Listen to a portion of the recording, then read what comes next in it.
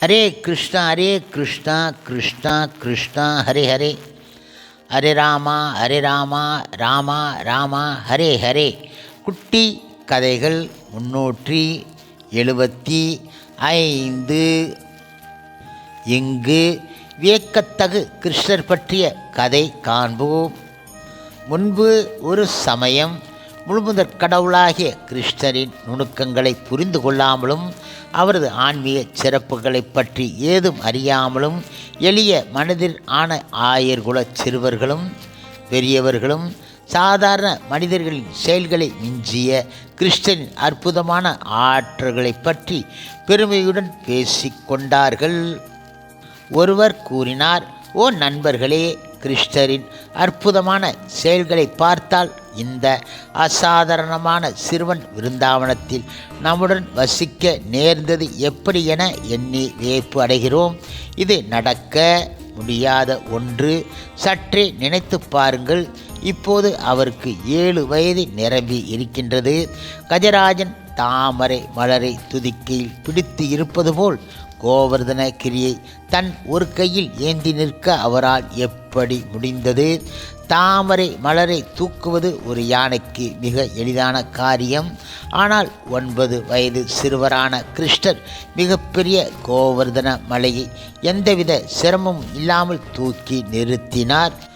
இது ஆச்சரியமான விஷயம். அவர் மிகச்சிறிய சிசுவாக இருந்தபோதே சரியாக பார்க்க முடியாத நிலையிலும் மாபெரும் அரக்கியான பூதனாவை கொன்றுவிட்டார். அவளது மார்பை உறிஞ்சிய போது அவளின் உயிரை சேர்த்து குடித்து விட்டார். காலதேவன் உரிய காலத்தில் ஒருவனின் உயிரை பிரிப்பது போல் கிருஷ்ணர் பூதனா எனும் அரக்கியை கொன்றுவிட்டார். அவரின் வயது 3 மாதங்களாக மட்டும் இருந்தபோது ஒரு நாள் ஒரு கைவண்டியின் அடியில் அவர் உறங்கிக் கொண்டு இருந்தபோது பசி எடுத்ததால் அழுதபடி கால்களை உதைத்தார்.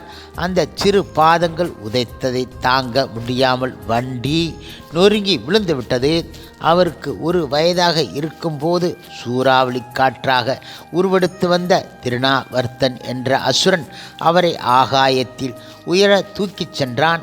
ஆனால் அவர் அசுரனின் கழுத்தை பிடித்து தொங்கியபடி அவனை கீழே விழச் செய்து கொன்றுவிட்டார். ஒரு நாள் அவர் வெண்ணெய் திருடியதால் யசோதை மர உரலில் கட்டி வைத்தால். குழந்தையான கிருஷ்ணர் உரலை இழுத்துச் சென்று யமல அர்ஜுனரான 2 மரங்களின் மீது மோதி அவற்றை விழச் செய்து விட்டார். ஒரு முறை அவர் கன்றுகளை கவனித்து கொண்டு பலராமர் உடனும் நண்பர்கள் உடனும் காட்டில் இருந்தபோது பகாசுரன் என்னும் அசுரன் அவரை கொல்ல முயற்சித்தான். ஆனால் கிருஷ்ணர் அவனின் அலகுகளை பிளந்து அவனை கொன்றுவிட்டார்.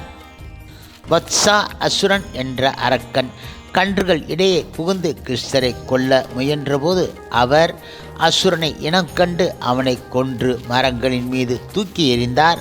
தாள வனத்தின் உள் பலராமருடன் சென்ற கிருஷ்ணரை தேனுகா அசுரன் என்ற அரக்கன் கழுதை வடிவில் வந்து கொல்ல முயற்சித்த போது பலராமர் அவனுடைய பின்னங்கால்களை பிடித்து சுழற்றி அடித்து கொன்றுவிட்டார்.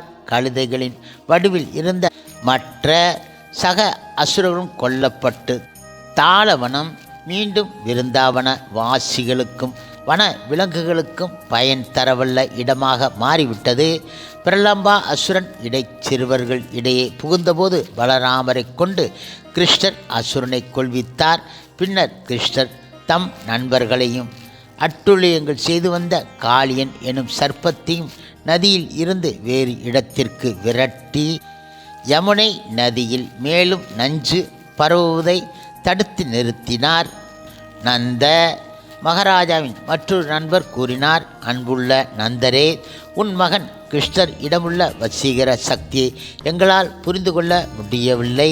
அவரை மறக்க நினைத்தாலும் எங்களால் முடியவில்லை. இயல்பாகவே நாங்கள் அவரிடம் பிரியம் கொண்டு இருக்கிறோம். இது எப்படி? இந்த ஆச்சரியத்தை பாருங்கள். அவரோ 7 வயது சிறுவன். ஆனால் கோவர்தனகிரியை அவ்வளவு பெரிய மலையை எளிதாக தூக்கிவிட்டார். நந்த மகாராஜாவே, இப்பொழுது எங்களுக்கு ஒரு சந்தேகம். உன் மகன் தேவர்கள் ஒருவராக இருக்கக்கூடுமோ? அவர் ஒரு சாதாரண சிறுவன் கிடையாது. ஒருவேளை அவர் புருஷோத்தமனான முழுமுதற் கடவுளாக இருக்கலாம்.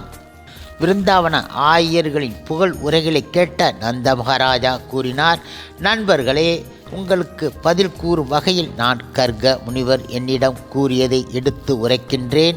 அதனால் உங்கள் சந்தேகங்கள் தீர்ந்துவிடும்.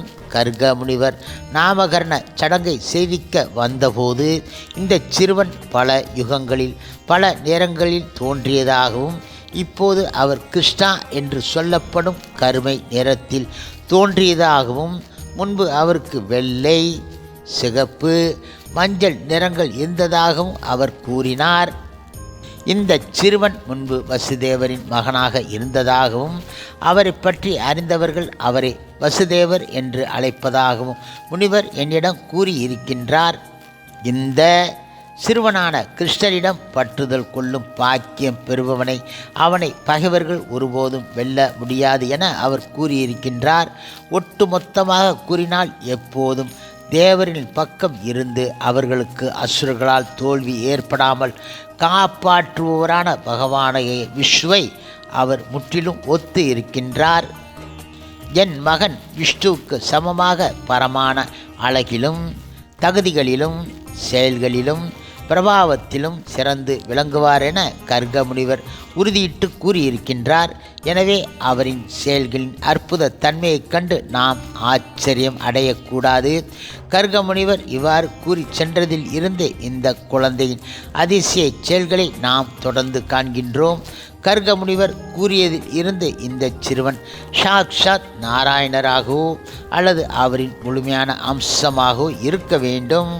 கர்க முனிவர் கூறியதை நந்த மகாராஜாவின் வாயிலாக கேள்வி உற்ற ஆயர்கள் முழுமுதற் கடவுள் மற்றும் பரமபுருஷ பகவான் ஸ்ரீ கிருஷ்ணரின் அற்புத செயல்களின் மகிமை உணர்ந்து மிகுந்த மகிழ்ச்சியில் திருப்தியும் அடைந்தார்கள். தம் சந்தேகங்களை தீர்த்து வைத்த நந்த மகாராஜாவை அவர்கள் பாராட்டினார்கள்.